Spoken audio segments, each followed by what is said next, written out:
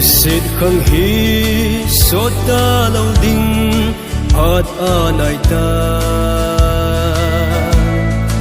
ô mi chôn si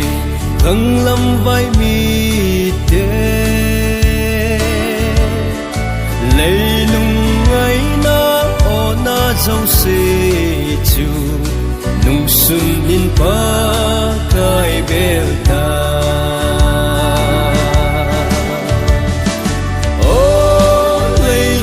pa i lâu là ngày thôn sốt gây ya imo na diu chu da hata ngai kit lâu zen o so bi pakaya ki ne in kum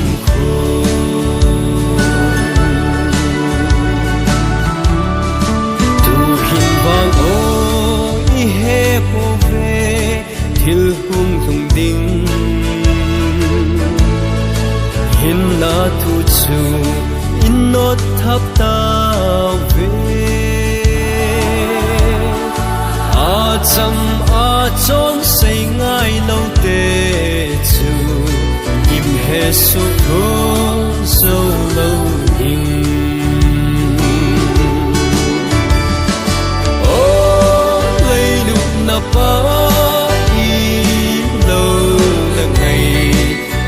sốt gây ya imo na diu chu da hata ngai kit lâu zen o so bi pakaya ki ne in kum kho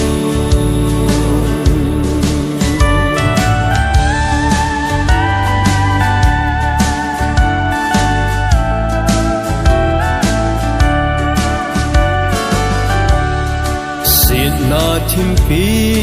zing la hin o ka paka nang ha gau the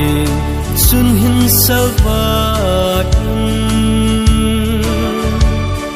son se na hung kilang do so ding sit wa nga nang ka zui diu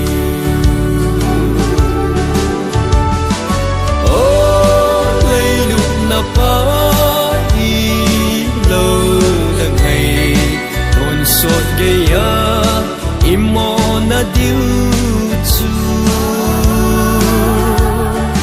da hata ngai kit lâu zen o so bi pakaya ki